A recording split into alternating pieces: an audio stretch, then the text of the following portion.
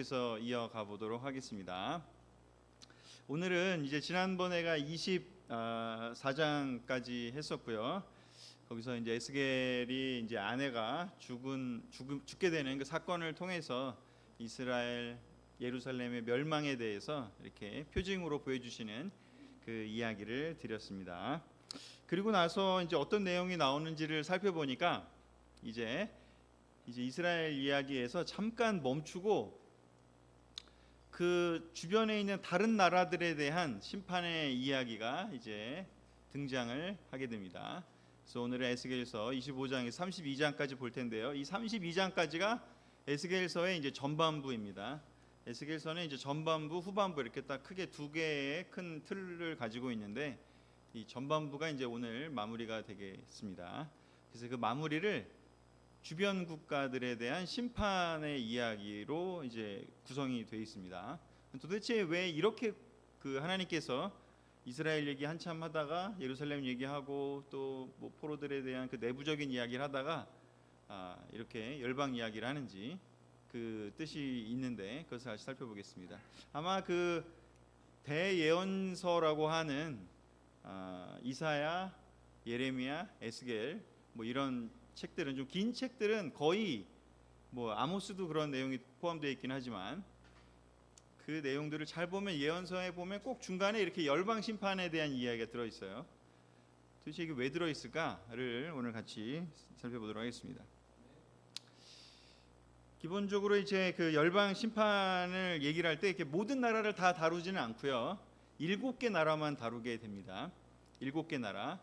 사실 7개보다 더 있는데도 불구하고 이제 딱 7개만 주요한 7개만 나누는데 예전에 그 출애굽에서 그 가나안 땅으로 들어가서 거기를 멸망시킬 때도 7민족을 뭐 여부스족, 뭐 헷족 뭐 이렇게 얘기하면서 그 아모리족 이렇게 하면서 7개의 민족을 얘기를 하고 또 여기도 이제 보면 열방을 얘기하는데 7개의 나라들에 대해서만 민족에 대해서만 이야기를 하게 됩니다. 7이라는 숫자가 가진 상징성 때문인데요. 7은 완전수이기 때문에 7을 7개를 얘기를 한다는 것은 온 세상을 다 얘기한다. 그렇게 볼 수가 있습니다. 그래서 가나안 땅의 7민족에 대한 이야기를 하는 것도 가나안 지역에 있던 모든 그 불의를 저지르고 죄가 사무친 7민족에 대한 이야기라고 할 수 있고 또 여기에도 이스라엘 백성들을 둘러싸고 있는 그 7개의 나라들에 대해서 얘기를 하는데 이 열방의 심판에 대한 내용은 사실 온 세상에 대한 하나님의 심판을 또 의미하기도 합니다. 여기에 있는 그 나라들 암몬부터 시작해서 이제 순서를 보면 암몬, 에돔, 모압, 블레셋, 두론, 시돈, 이집트 이렇게 되어 있는데요. 잘 아마 읽어보신 분들은 아시겠지만 암몬, 에돔, 모압, 블레셋, 두로, 이집트는 내용이 되게 잘 되어 있는데 시돈은 사실은 별 얘기가 없어요. 그냥 두로 다음에 나와요. 그래서 어떤 면에서는 두로와 시돈은 거의 같은 맥락이거든요. 그 내용이 바로 옆 도시기도 하고 사실 시돈을 굳이 넣을 필요가 있을까라고 생각할 수 있는데 7개를 맞추기 위해서이기도 하고 또 시돈은 뭐 여기 예언서에는 나오지는 않지만 그 유명한 이스라엘을 망하게 만든 인물이 여기 출신입니다. 누구일까요? 네? 시돈 출신의 사람이 이스라엘에 들어와서 살게 되면서 이스라엘을 망가뜨립니다. 네? 헤롯이요? 헤롯은 이제 여기 신약 시대고요. 여러분 그 북이스라엘이 먼저 망하잖아요. 그 북이스라엘이 망하게 되는 그 시점이 있어요. 누가 들어왔을 때부터 망해요. 유명한 이세벨이 시돈 출신입니다. 그래서 어떤 면에서는 여기 나오진 않지만 그래서 그런 의미도 물론 포함될 수도 있고 해서 7나라에 대한 이야기를 하게 되는데 시돈의 얘기는 별 내용은 없습니다만 두로랑 같은 개념으로 보고 하여튼 시돈은 또 그런 의미도 있다라고 하면서 이 7개의 국가에 대한 이야기를 하나님이 하나씩 하시게 되고 성경에 상당히 긴 내용을 그리고 아까도 얘기했지만 대예언서들에는 꼭 들어가 있다. 그렇다면 이게 그냥 스쳐 지나가는 얘기라는 건 아니잖아요. 분명한 의미가 있는 것이죠. 성경의 긴 내용을 이렇게 할애를 해서 우리에게 남겨줬다는 것은 도대체 이 나라들이 어떠한 잘못을 했길래 어떠한 일들을 했길래 이렇게 이 심판의 이야기를 하게 될까를 먼저 살펴보고 이 전체적인 또 국가들을 이렇게 심판하시겠다는 이야기를 하는 그 근본적인 또 본질적인 핵심적인 뜻은 무엇일까를 마지막에 보도록 하겠습니다.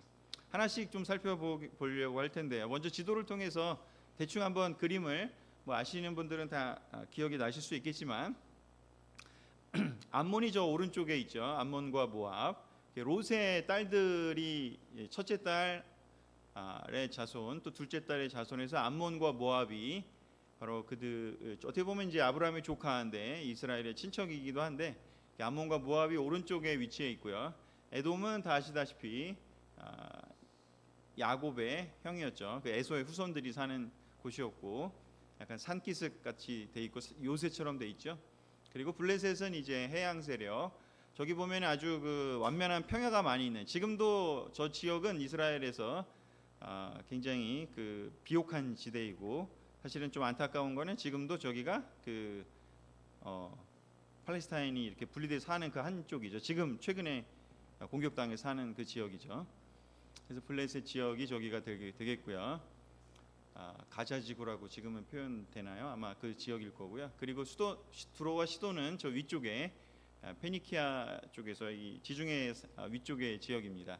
저기도 굉장히 부유한 이 왼쪽이 지중해랑 연안이기 때문에 평야 지대이기도 하고 굉장히 부유한 지대이고 또 두로와 시도는 무역으로 굉장히 활발했던 그러한 도시 국가였습니다. 그래서 그냥 이런 큰 그림을 좀 그냥 이해하신 상태에서 구체적인 내용으로 같이 들어가 보도록 하겠습니다.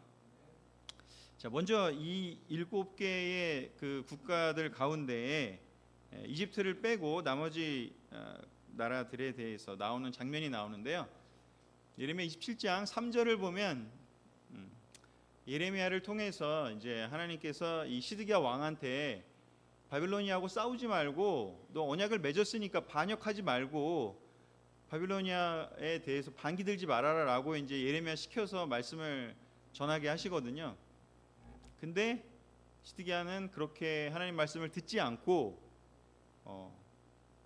예레미야를 통해서 전파된 하나님 말씀을 듣지를 않고 거부하고 반역하고 자기 마음대로 생각을 하게 되는데 그게 뭐냐하면 이집트 플러스 그다음에 나머지 이 주변 국가들 사실은 이 이스라엘과 굉장히 사이가 안 좋았던 역사적으로 그 나라들과 함께 동맹을 맺으려고 애를 씁니다.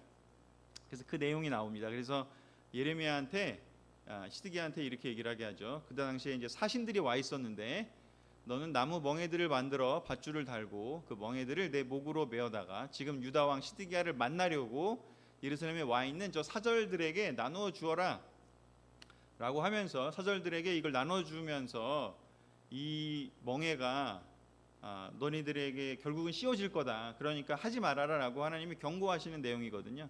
근데 그 내용에 누가 와 있냐고 보면 에돔, 모압, 암몬, 두로, 시돈 이렇게 등장을 하게 됩니다. 블레셋 빼고 이 5개의 나라가 여기에 등장을 하게 됩니다. 즉 지금 에스겔은 어디에 있죠? 위치가 바빌로니아에 있죠. 시돈 강가에 저번에 말씀드렸던 텔아비브 지역의 그 강가에 있습니다. 그런데 지금 예루살렘에서는 어떤 일이 벌어지고 있냐면 시드기야 왕이 하나님 말씀 예레미야의 말 통해서 전달된 하나님 말씀 듣지 않고 이제 사람들하고 또는 이렇게 자기의 사람들과 함께 작당 모의를 하고 있는 거죠. 그래서 보면 이 에돔, 모압, 암몬 또 두로, 시돈이 사실 이렇게 어떤 면에서는 시드기야와 함께 이스라엘과 함께 한 편에 서려고 했던 나라들입니다. 그런데 어떤 일들이 실제로 벌어지냐면 나중에 전부 다 배신을 합니다. 바빌로니아가 유다를 침공을 하게 될 때 전부 다 배신을 하게 되는데 그 배신을 이렇게 할 줄도 모르고 시드기야는 이들과 함께 동맹을 맺으면서 어떤 면에서 외교를 통해서 뭔가를 해보려고 하죠. 근데 결과적으로 하나님께서 예레미야 통해서도 하지 말라고 하고 또 에스겔 통해서 이제 보여줍니다. 그 미래에 대해서 그렇게 했을 때의 미래에 대해서 에스겔 이 뒤쪽에 이 장들 뒤쪽에 보면은 나중에 이제 예루살렘이 멸망하게 돼서 그 에스겔이 2년 동안 벙어리가 됐다가 말하지 못하고 있다가 그 멸망한 소식을 전해준 사람이 왔을 때 이제 말문이 열려서 다시 말하게 되는, 다시 예언하게 되는 상황이 등장하게 되는데, 그 전에 했던 바로 이야기입니다. 그래서 먼저 암몬부터 보면, 이 암몬은 이제 밀곰 신을 섬겼고, 이 몰렉 신, 밀곰 신을 같이 섬겼고, 즉 암몬과 모압의 가장 큰 문제는 인신 제사를 했던 거거든요. 이 밀곰, 몰렉, 그모스, 이 신들이 특징이 인신 제사를 해서 하나님이 제일 싫어하는 거. 근데 그들의 암몬 그 족속이 어떠한 그 상태였길래 하나님께서 이렇게 예언을 통해서 심판을 하게 될 거다, 망하게 될 거다, 하나님께서 심판을 할 거다라고 얘기했는지를 성경 구절을 통해서 살펴보도록 하겠습니다. 너는 암몬 자손에게 전하여라. 그들에게 나 주 하나님의 말을 들으라고 하여라. 나 주 하나님이 말한다. 내 성전이 더럽혀졌을 때에 너는 그것을 보고 잘 되었다고 하였고, 이스라엘 땅이 황폐하게 되었을 때에 너희는 그것을 보고도 잘 되었다고 하였고, 유다 백성이 포로로 잡혀 끌려갔을 때에도 그들을 보고 잘 되었다고 소리쳤다. 나 주 하나님이 말한다. 이스라엘 땅이 황폐해졌을 때에 너는 이것을 고소하게 여겨 손뼉을 치고 발을 구르며 좋아하였고, 경멸에 찬 마음으로 기뻐하였으므로 내가 내 손을 뻗쳐서 너를 치고 내가 여러 민족에게 약탈을 당하도록 너를 넘겨주겠다. 이 암몬의 가장 큰 죄는 뭐였냐면 미움과 경멸이었습니다. 이스라엘과 약간 손을 잡을 것처럼 해놓고서는 실제로 시드기야와는 그런 협상을 했지만, 역사적 기록에 의하면 실제로 바빌로니아가 유다를 침공했을 때는 이 암몬은 바빌로니아에게 빨리 투항을 했고, 도와가지고 오히려 이스라엘이, 유다가 망할 때 여기 나온 것처럼 야, 성전이 무너졌네, 아유 잘 됐네, 내가 쟤네들 정말 망하기를 바랬는데 너무 잘 됐다, 이렇게 하면서 고소해하게 생각했고, 또 그리고 포로로 끌려가는 걸 보고도 너무 잘 됐다라고 얘기를 하면서, 사실은 망하고 뭔가 아픔이 있고 또 이렇게 끌려가고 하는 걸 보면 하나님이 원하시는 마음은 뭐죠? 그렇죠. 같이 아파하고 같이 또 슬퍼하고 같이 불쌍히 여기는 마음이 들어야 되는데, 이 암몬의 가장 큰 문제는 뭐냐면 너무 기뻐하고 오히려 그 미움 때문에, 그 근원에 쌓였던 그 미움 때문에 그들이 아파하는 것에 대해서, 그들이 힘들어할 때 경멸하고 고소해하고 손뼉을 치고 발을 구르며 좋아했다고 얘기를 했습니다. 이런 부분에 대해서 하나님께서는 그냥 둘 수가 없는 거죠. 사실 이 7개의 국가들이 보여주는 이 내용들을 잘 보면 이게 세상에 펼쳐져 있는, 아까 제가 처음에 말씀드렸던 것처럼 세상 나라들에게 펼쳐져 있는 좀 기본적인 어떤 근원적인 죄들을 볼 수가 있습니다. 세상에서 이런 경우도 너무 많지 않습니까? 주변이 너가 이렇게 경쟁자이거나 아니면 뭐 그냥 같이 살더라도 이렇게 나보다 뭔가 안 되고 뭔가 이렇게 잘못 되면 아파하고 슬퍼하기보다는 근본적으로 이렇게 어떻게 보면 고소해하고 너무나 그 속으로는 기뻐하고, 겉으로는 뭐 어떻게 표현할지 모르겠지만, 그래서 암몬도 그런 상황에 있었던 거죠.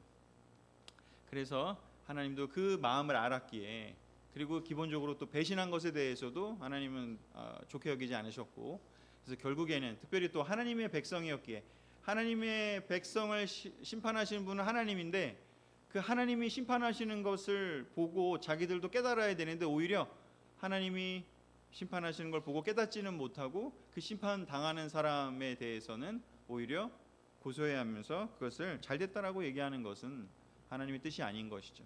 결국 그렇게 했을 때 하나님께서는 암몬도 너희들이 한 그 행동은 옳지 않다라고 얘기하시면서 결국 너희도 망할 것이다 얘기를 하고, 결국은 역사상에도 이 예언대로 망하게 됩니다. 자, 두 번째는 이제 모압인데요.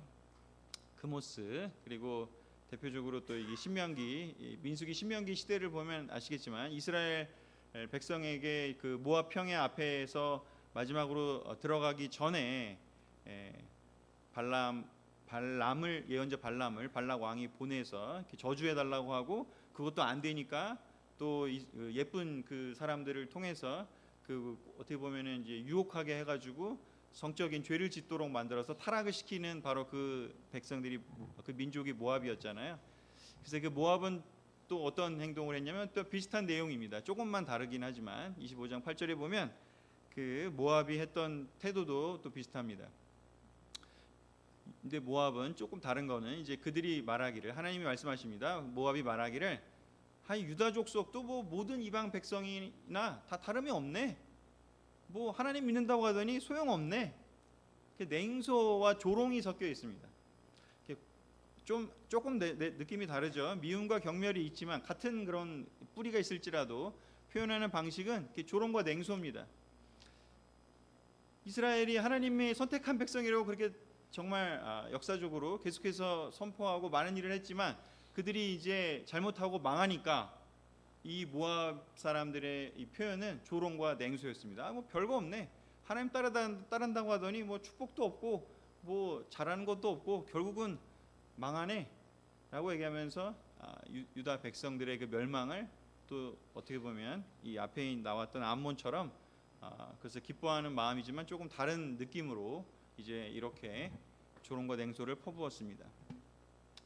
세상에서도 많이 벌어지지 않습니까? 하나님 믿는 사람들에 대해서 믿지 않는 악한 사람들의 경우에는 뭐 모두가 그런 건 아닐 수 있지만 이렇게 조롱하고 냉소하는 사람들이 있지 않습니까?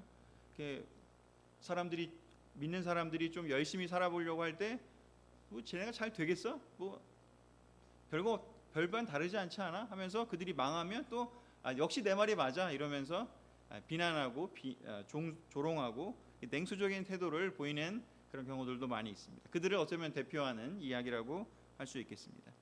결국은 하나님께서는 그들에 대해서 그렇게 말하는 것에 대해서 나는 다 듣고 있었고 그것에 대해서는 내가 가만두지 않겠다. 반드시 심판하겠다라고 얘기를 하면서 그 모압의 제일 소중한 그 성읍이었던 벳 여시목과 바알므온과 기랴다임이 이 세 개의 아주 자랑스러운 도시, 모압의 자랑스러운 도시가 적의 공격을 받아서 폐허가 되도록 하겠다라고 선언을 하시게 됩니다.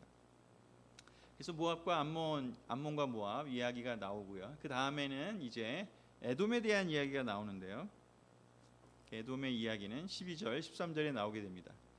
나 주 하나님이 말한다. 에돔이 지나친 복수심을 품고 유다 족속을 괴롭히며 그들에게 지나치게 보복함으로써 큰 죄를 지었다. 그러므로 나 주 하나님이 말한다. 내가 손을 뻗쳐서 에돔을 치고 그 땅에서 사람과 짐승을 없애버리며 그 땅을 대만에서부터 드단에 이르기까지 황무지로 만들어 버리겠고 백성은 모두 전화를 입고 죽을 것이다. 에돔은 또 어떠한 죄가 있었냐면요. 누가 에돔에게 잘못을 했을 경우에 특별히 이제 그게 유다겠죠. 지나친 복수심을 품었다고 얘기를 합니다. 물론 서로 다투는 일들이 있었는데 지나친 복수심을 품고 지속적으로 수년 동안 괴롭혔고요. 사사기 보면은 또 이렇게 에돔이 엄청나게 긴 시간 동안 또 괴롭힌 이야기도 있고요. 그리고 이렇게 여기서 보면 지나친 복수심, 지나친 보복 이런 이야기를 합니다. 이것도 세상에서 많이 보이는 그런 또 죄 중에 하나겠죠. 우리는 뭔가 이렇게 당하면 그냥 반드시 갚아주려는 마음들이 있는데 그거 항상 보면 지나치게 복수심을 가지고 지나치게 보복하려는 마음들이 있는 사람들을 많이 보게 됩니다. 그래서 그 에돔이 화가 많은 그런 좀 캐릭터잖아요. 그 에서부터 시작해가지고 이렇게 지나치게 복수심, 지나치게 화가 많고 지나치게 무력으로 자기 힘으로 이렇게 사람들을 어떻게 보면 처리하고 싶은 그 마음들이 많은 사람, 원수 맺고 분노하고 보복하고 어떻게 보면 세상에 많이 등장하는 큰 죄인 것이죠. 그랬을 때 이 에돔에 대해서 이 아모스 1장 11절에도 보면 여기 보면은 특별히 암몬과 모압은 그냥 자기들이 유다가 망할 때 그냥 조롱하고 또는 막 고소해하고 자기들끼리 기뻐하고 막 이런 것에서 멈췄다면 이 에돔은 아모스 1장 11절에 보면 어떻게 기록되어 있냐면 유다가 망할 때, 유다가 공격당할 때 에돔은 같이 와가지고 바빌로니아가 이렇게 휩쓸고 갔는데 바로 뒤쫓아와가지고 학살하고 또 괴롭히고 거기에 있는 걸 다 파괴하고 거기에 이렇게 스무드하게 끼어들어와서 더 현실적으로 실질적으로 보복 행위를 한 일을 이야기를 하고 있습니다. 그래서 하나님은 그것에 대해서 아주 크게 기억하시고 이거는 그대로 둘 수 없다. 이것은 그대로 둘 수 없다라고 얘기를 하면서 여기 보면 좀 다른 나라랑 다르게 아주 좀 내용도 사람과 짐승을 없애버리고 아주 황무지를 만들어 버리고 모두 전화를 입고 죽을 것이다라는 좀 살벌한 이야기를 하시는데 잘 보면 하나님께서는 그들이 한 수준의 어떻게 보면 심판을 각각 나라들에게 각각 민족들에게 이렇게 얘기하고 계신 것을 알 수가 있습니다. 복수심, 원수 맺음, 분노, 보복 이런 것들이 세상에 많이 있는데 그것들을 대표하는 민족이 에돔이라고 할 수가 있습니다. 자, 그리고 이제 또 다른 민족이 나오는데 블레셋입니다. 여기는 어떤 면에서는 그래도 아까 보여드렸던 것처럼 시드기야와 함께 그렇게 반역을 함께 도모한 그런 민족은 아니죠. 하지만 아시다시피 우리 그 시드기야 저기 사사기 때부터 골리앗의 민족이기도 하고 정말 오랫동안 이렇게 괴롭혔던 이스라엘을 괴롭혔던 나라잖아요. 그래서 이 블레셋은 어떤 특징이 있냐면 그 원한과 복수심과 앙심과 보복 이 특징이 있는데 어떻게 보면 좀 에돔하고 비슷할 수도 있는데 또 조금 또 다른 부분들이 있습니다. 나주 하나님이 말한다. 블레셋 사람이 옛날부터 품어온 원한으로 이스라엘을 멸망시키려고 복수심에 불타서 마음속에 앙심을 품고 지나치게 보복하였다. 그러므로 나주 하나님이 말한다. 내가 손을 펴서 블레셋 사람들을 치고 그렛 사람들을 버리며 바닷가에 살아남은 사람들까지도 멸망시키겠다. 블레셋 철기 문명을 가지고 온 골리앗 다윗과 골리앗 싸울 때 골리앗은 철기 문명을 갖고 있었고 또 다윗은 청동기 문명을 아직 갖고 있어서 돌로 싸운 그런 어떻게 보면 체급 차이가 있었습니다. 상당히 오랜 기간 이스라엘을 지배를 했었고 하나님 백성 이런 것이 있다 할지라도 하나님 별거 아니다라고 하면서 결국은 자기들이 하나님을 우습게 여기고 하나님 백성을 지배를 했고 또 오랫동안 괴롭혔고 그리고 심지어 블레셋의 또 특징은 뭐냐면 이 성전에 있던 그 당시에 이제 성전이 지어지기 전이지만 다윗이 아직 등극하지 않을 때였으니까 가장 특징이 뭐가 있었냐면 그 법궤를 여기는 가져가잖아요. 이거 벌써 하나님을 이렇게 우습게 여긴 거거든요. 법궤를 가져간 유일한 민족이죠. 그래서 법궤를 가져가서 자기네 다곤 신전에다가 놔둔 그 일화 기억나시죠? 사무엘상에 등장하는 이야기죠. 그런 어떤 면에서는 하나님을 우습게 여기는 그런 민족이었습니다. 그리고 그 이스라엘에 대해서는 원한과 복수심 그리고 그것을 가지고 괴롭히고 보복을 한 그런 민족이었던 것이죠. 그래서 블레셋에 대한 내용이 여기까지 되고요. 그 다음에는 이제 조금 다른 요 앞에 있는 내용들은 대체로 비슷한 맥락의 이야기에 조금 다른 이런 차원의 이야기를 한다면 이제 두로와 이집트가 나오는 두로, 시돈, 이집트가 나오는데 여기는 좀 이제 종류가 다른 이야기인데 사실은 이제 요즘 세상에는 또 이런 부분이 훨씬 더 많이 있죠. 자, 두로는 그 아까 보여드렸던 그림에서 보면은 육지에서 한 3-40km 떨어진 곳에 있던 섬이었어요. 시돈은 육지 땅이었고 두로는 섬이었습니다. 그러면 어디가 더 오래 남았을까요? 그렇죠? 두로가 더 오래 남았겠죠. 우리도 예전에 몽골 고려 그 역사에 보면 산별초가 어디로 갔죠? 강화도로 갔죠? 그런 것처럼 섬에 있다는 것은 굉장히 어려운 일이었죠. 그래서 역사적으로 두로는 나중에 실제로 이렇게 하나님이 말씀하신 일이 이렇게 멸망하게 되는 일은 알렉산더 대왕이 올 때까지 한참 좀 오래 걸립니다. 12년 13년을 요세푸스의 기록에 의하면 바빌로니아가 12년 13년을 공격하는데도요 완전히 침공하지는 못합니다. 이렇게 물에서 좀 이렇게 떨어진 섬에 있었기 때문에 그렇다 보니까 그리고 두로는 요새화된 섬이었고 또 무역 도시국가였고 여러분 잘 알지만 그 성전을 지을 때 솔로몬이 성전을 지을 때 두로가 굉장히 큰 역할을 합니다.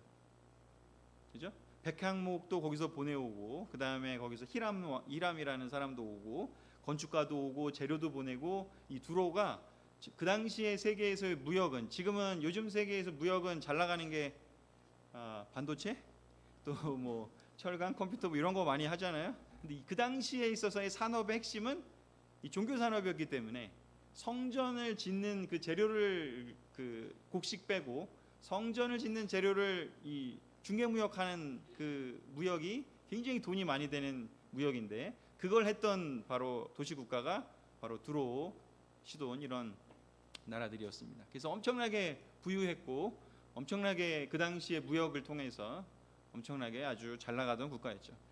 그래서 들어오는 특징이 뭐였냐면 야망이 많았고요, 교만했습니다. 그래서 제가 아까 이게 오늘날에 이렇게 앞에 있는 나라들은 어떻게 보면 옛날 시대, 지금도 물론 있지만 이 뭐 원망하고 보복하고 막 조롱 경멸 뭐 앙심 품고 보복하고 이런 것들이 많았다면 요즘 시대에는 어쩌면 이 부분이 더 크지 않을까 싶습니다. 야망, 교만, 세상적인 야망 그리고 교만함이 있었죠. 에스겔 28장 2절에 9절에 보면 두로의 죄를 이렇게 하나님께서 이야기하고 계십니다. 나주 하나님이 이렇게 말한다. 너의 마음이 교만해져서 말하기를 너는 내가 신이라고 하고 내가 바다 한가운데 신의 자리에 앉아있다고 하지만 그래서 내가 마음속으로 신이라도 된 듯이 우쭐대지만 너는 사람이요 신이 아니다. 너를 죽이는 사람들 앞에서도 내가 신이라고 내가 감히 말할 수 있겠느냐. 내가 사람들의 손에 찔려 죽을 것이다. 너는 사람이요 신이 아니다. 아까 시드기야와 그 같이 공모했던 동맹을 맺었던 그 국가 중에 그 민족 중에 한 민족입니다. 두로도 사람을 보냈습니다. 사실 두로는 아까도 얘기했다시피 그 성전을 짓는, 예루살렘만 짓는 게 아니라 각 그 도시마다 또 민족마다 성전을 지었으니까 엄청나게 많이 그것들을 보냈잖아요. 사실 그 무역을 하는 나라였기 때문에 자기가 이렇게 막 대표적으로 자기가 전 세계에 뭐 잘 나가는 나라다 이렇게 생각하지 않았었습니다, 원래는. 그런데 이 예루살렘에서 세워졌던 이 성전이 엄청 대단한 걸 알았고 그랬기 때문에 히람도 보내면서 엄청나게 높게 평가해주고 여호와 하나님을 되게 섬기는 그 이스라엘을 되게 평가했던 나라입니다. 그런데 같이 동맹을 했다가 아까 얘기한 것처럼 바빌로니아가 침공했을 때 다른 모든 5개의 그 민족 국가처럼 두로도 배신합니다. 안 도와줍니다. 오직 이집트만 도와줘요. 근데 이 두로도 결국은 그렇게 해서 이제 망하는 걸 보고 여기는 이제 몸살이는 거죠. 에돔은 적극적으로 참여했지만 또 다른 암몬, 모압은 기뻐하면서 좋아했지만 두로는 기뻐하고 좋아하는 것보다도 더 이상이었어요. 어떤 면에서는 그러니까 직접적으로 뭔가 안 좋은 관계에 있지는 않았기 때문에. 하지만 그거죠. 저 사람들이 망하면 이제 여호와 하나님의 성전이 무너지면 그러면 누가 더 진짜지? 누가 더 대단한 신이 있는 곳이지? 나네? 내가 될 수 있네? 그 자리를 내가 차지할 수 있겠네? 이 팔레스타인 지역이 다 이제 망하고 무너지면 이제 누가 그 왕자를 차지할 수 있을 것인가? 나구나? 라고 하면서 이제 바다 한가운데 신의 자리에 앉아있다고 얘기한 게 그런 표현입니다. 이제 내가 왕이야. 이제 내가 다 제패했어. 다른 사람들 다 망했어. 이제 내가 모든 걸 통치할 수 있어. 이제 이렇게 이야기를 하면서 생각하면서 신의 자리에 자기가 앉아 있게 됐다고, 마음속으로 신이라도 된 듯이 우쭐대는 마음이 있었다고 얘기합니다. 야망이 넘쳤던 것이죠. 그래서 하나님께서는 그들의 그 마음을 보시고 아시고 너를 죽이는 사람들 앞에서도 네가 신이라고 감히 말할 수 있겠느냐라고 얘기를 하면서 너도 사람들의 손에 찔려 죽을 것이고 너는 신이 아니다, 사람이다. 네가 가진 그 야망, 이스라엘 성전이 무너졌다고 해서 여호와 하나님, 나 여호와 하나님이 사라지는 게 아니라는 걸 네가 아직 모르겠지만 내가 살아있고 내가 이렇게 모든 걸 통치하는 존재라는 것을 네가 알아야 된다라고 얘기를 하면서 이 예언을 남기게 됩니다. 신의 자리에 우쭐대어 있고 야망과 교만이 넘치다 보니 두로의 죄는 조금 더 여러 내용으로 설명이 되고 있는데 여기에 보면 두로의 죄를 하나님이 더 구체적으로 이야기를 합니다. 야망과 교만이 넘치는 곳에는요 뭐가 자라냐면 폭력과 사기와 거짓 수단으로 돈을 버는 일들이 생깁니다. 여기 보면 그런 표현들이 있죠. 물건을 사고 파는 일이 바빠지면서 너는 폭력과 사기를 서슴지 않았다. 돈을 더 벌 수 있다면 더 부유해질 수 있고 더 놀라운 그런 존재가 될 수 있다면 폭력과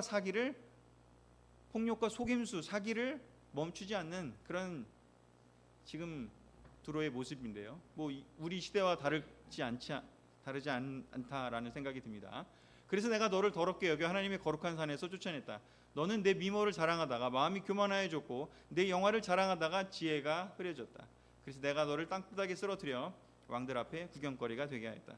너는 죄를 많이 짓고 부정직하게 무역을 함으로써 내 성소들을 더럽혔다. 그러므로 내가 내가 내 한가운데 불을 질러 너를 삼키도록 하였으며 너를 구경하는 모든 사람들의 눈앞에서 내가 땅바닥에 재가 되도록 하였다.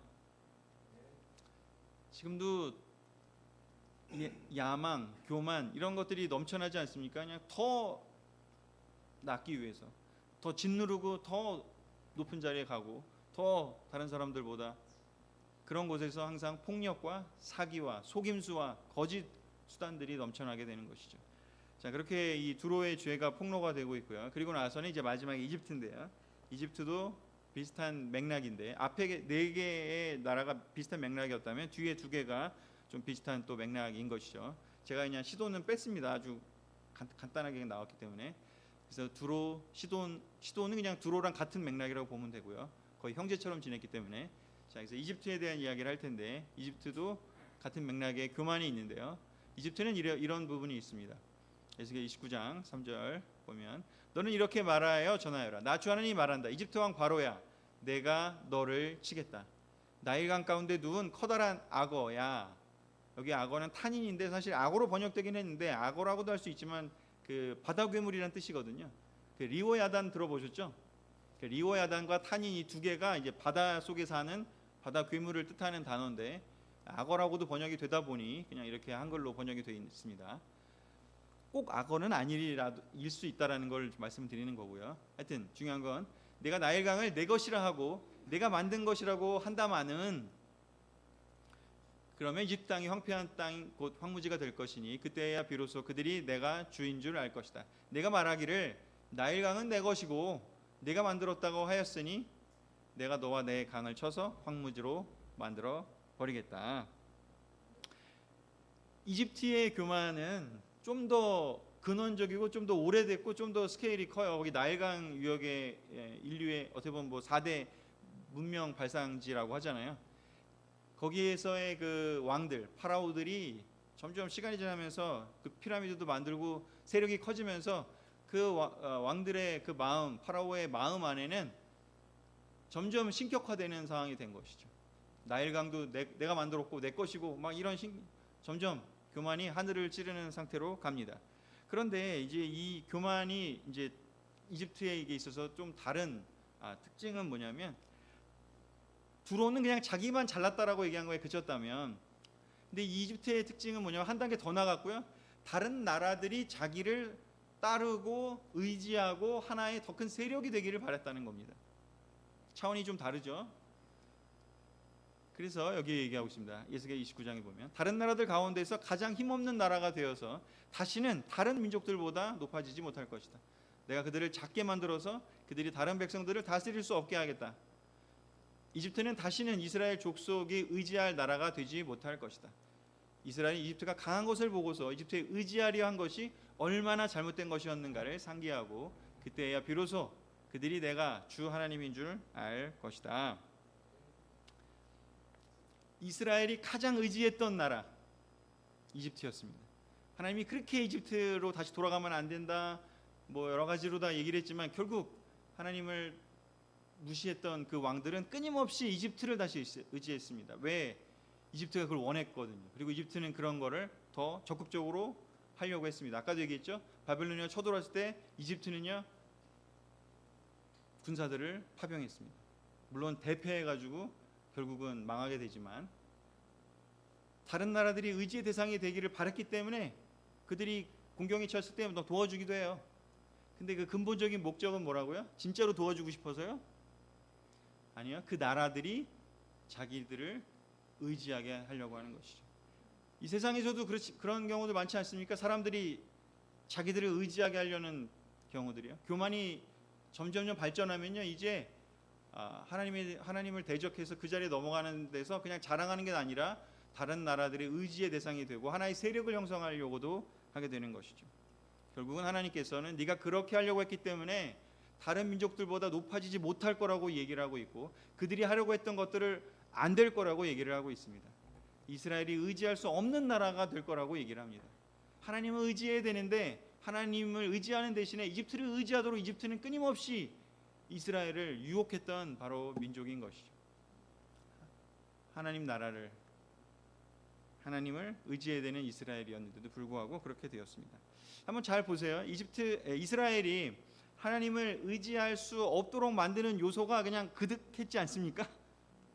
맨날 괴롭히는 거 원수같이 해갖고 맨날 힘들게 해. 막 또 조롱하고 비난도 해.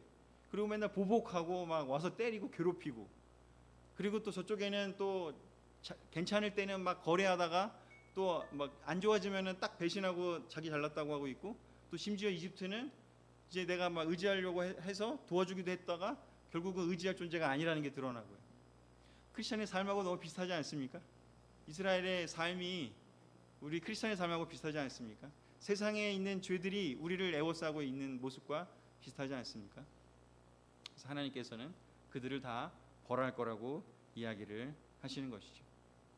이 이야기를 들었어야 합니다. 포로들 가운데서도 몇 명이라도 이 이야기를 듣고, 아, 우리가 그런 잘못을 했구나, 우리가 하나님을 의지해야 되는데 이렇게 잘못한 거구나를 깨닫고, 그리고 다시 돌아갈 수 있는 마음의 준비를 할 사람을 얻기 위해서 이 이야기는 꼭 필요했던 것이죠. 그래서 심판의 궁극적인 목적은 회복이다라는 이야기를 저는 이제 결론을 내리면서 말씀을 드리고 싶습니다. 여기 잘 읽다 보면요, 두로 이야기 나오기 전에 갑자기 생뚱맞게 네 개의 그 나라에 대한 아까 보여드렸던 암몬, 모압, 또 블레셋, 또 에돔, 블레셋 이렇게 얘기하다가 갑자기 28장에 보면 갑자기 이스라엘의 회복을 얘기를 해요. 생뚱맞게 열방의 심판 막 얘기하다 갑자기 생뚱맞게 회복을 얘기합니다. 그리고 나서 다시 두론 얘기와 또 이집트 얘기를 길게 해요. 앞에 얘기와 뒤에 얘기의 길이가 대충 비슷해요. 이게 제가 구약할 때만 여러 번 얘기했죠. 구약의 이스라엘 사람들의 문학 기술의 특징이 뭐냐?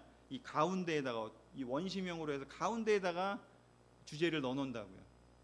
그래서 앞에 얘기가 4개 나라지만 뒤에 얘기는 3개 나라였지만 전체 길이가 비슷하게 하면서 핵심은 뭐냐? 본질은 뭐냐? 이 열방 심판을 이야기하는 이유는 뭐냐면 이 가운데에 있는 이 얘기를 하고 싶은 겁니다. 그게 뭐다? 궁극적인 목적인 이스라엘의 회복을 이야기하고 있습니다. 심판을 이야기하는 건 회복을 이야기하기 위해서인 것이죠.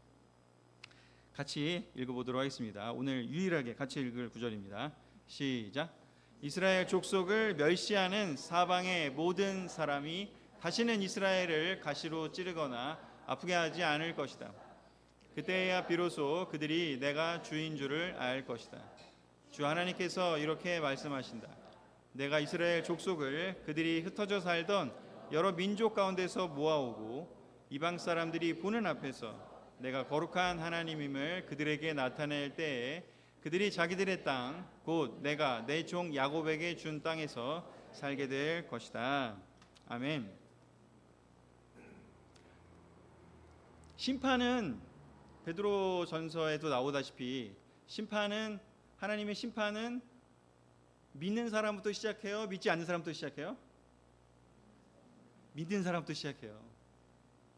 억울하신가요? 아니 저 사람들이 더 나쁜 죄에 더 많은 사람을 심판하셔야 될 때 왜 우리부터? 근데 그게 하나님이 사용하시는 방법이죠. 왜냐? 하나님의 관심은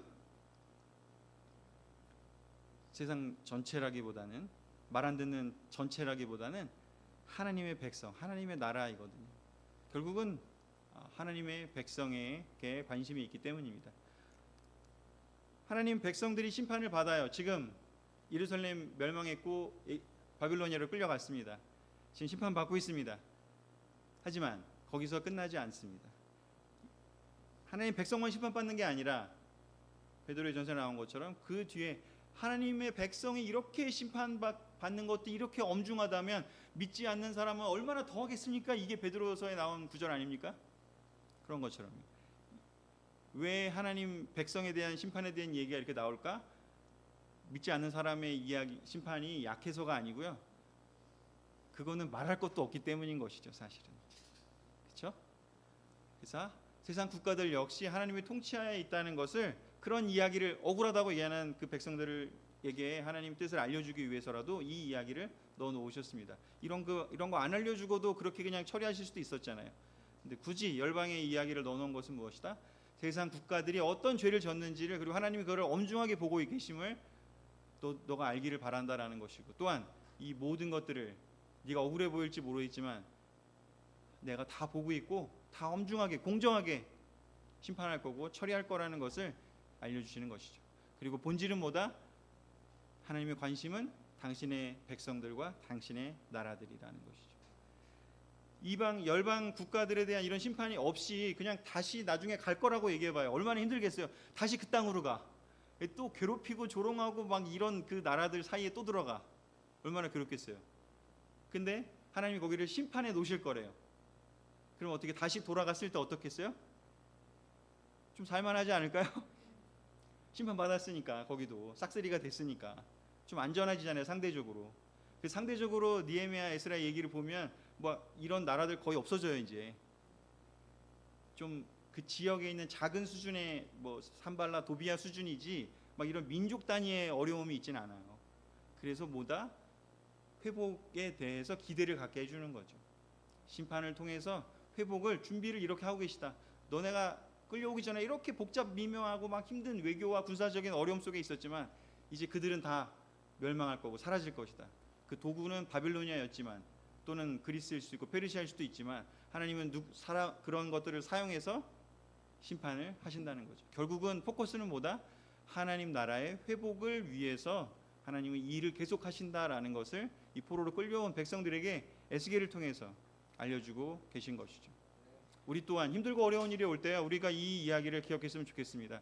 우리가 힘든 일이 어려운 일이 있지만 하나님은 우리를 다시 회복시키실 것이고 그것이 때때로는 우리의 죄 때문에 때때로는 우리의 죄가 아닌 욕과 또는 억울한 그런 사람들의 이야기처럼 우리의 죄가 아닌 것 때문에도 우리가 어려움을 당할 수 있지만 궁극적으로 우리는 하나님의 관심을 받는 하나님의 백성이고 하나님의 나라라는 것을 꼭 기억하기를 바라는 메시지라는 것을 우리가 이해했으면 좋겠습니다.